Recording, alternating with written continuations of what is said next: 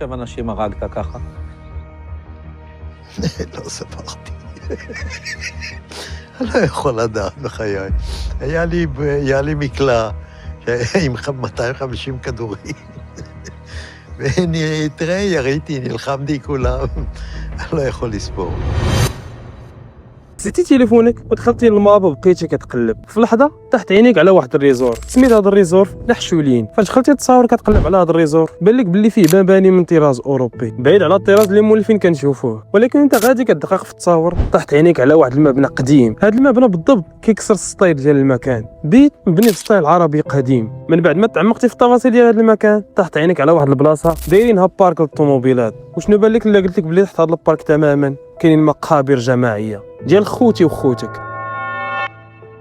هاد البلاصه اللي مسميه دابا نحشولين وقعت فيها مزاره معروفه عبر التاريخ. شنو بان لك الا قلت لك بلي هاد البلاصه فلسطينيه الاصل كانت مسميه قديما بالطنطوره. طنطوره كانت قريه فلسطينيه صغيره في الخريطه موجوده جنوب حيف كتكون من 1500 فلسطيني خدامين على الصيد والزراعه. من 1945 اللي هي النكبه حتى لسنه 2000 الاسرائيليين حاولوا ينشروا واحد المقوله كتقول باللي ان الطنطوره ما وقعتش فيها مزاره وانما وقعت فيها معركه سموها بحرب الاستقلال بين الصيادين الفلسطينيين وبالاسرائيليين اللي كانوا لاجئين في ديك الوقيته. والاسرائيليين لحسن الحظ انتصروا وهاد العرب اللي كانوا في ديك القريه هاجروا من ديك البلاصه. ودابا غادي نعاود ديك القصه الحقيقيه. 22 ماي سنه 1948 بدا الاقتحام ديال هاد البلده. غادي نكتشفوا كاملين باللي الاقتحام اللي وقع على هذيك البلده ما كانش معركه وانما كان نهب للثروات ديال عباد الله وتهجيرهم من البلاد ديالهم الاصليه. في 22 ماي وصباح 23 ماي دخلوا الجنود الاسرائيليين لقريه طنطوره. اول حاجه داروها هي فصلوا بين الرجاله وبين العيالات. جردوا العيالات من الذهب واي حاجه كانوا كيملكوها غاليه وهجروهم من القريه وخلاو الرجال والاطفال الصغار وتم اجبار هذوك الرجاله كاملين باش يتجمعوا في واحد البيت صغير عند الشاطئ. وفاش كنقول لك الرجاله ما تدخلش بانهم كانوا رجاله كاملين. اي واحد كان عمره اكثر من 14 سنه كيعتبروه راجل. وفي ديك اللحظه بدات عمليه الاعدام.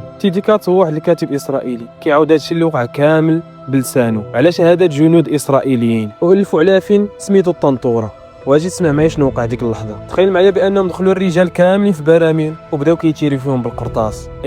كيتيروا فيهم بالقرطاس وما وصل البراميل وكيقول واحد من الجنود بانه لدابا باقي عاقل على شكل الدم في البراميل. وجندي اسرائيلي اخر سميتو اميت زور كوهين خونا قال هو كيضحك بانه ما كانش عارف شنو كيدير وبلي كان معاه ماشين غان فيه تقريبا 250 رصاصه فضاهم كاملين في دوك البراميل. تخيل معايا الوحشيه اللي وصلوا ليها. وفاش كنقول لك بلي هادو شهادات جنود اسرائيليين فراه غالبا غيكونوا خصهم من الوحشيه العمل اللي داروه فما بالك بشهادات الناس اللي كانوا حاضرين تما. وتخيل معايا دابا بلي لا دخلتي لجوجل قلبتي على نحشولين اول حاجه تلقى معاها هي حجز ديال الفنادق واماكن للترفيه وداكشي كامل اللي كتشوفو قدام عينيك دابا مبني فوق مقابر جماعيه وساحات اعدام.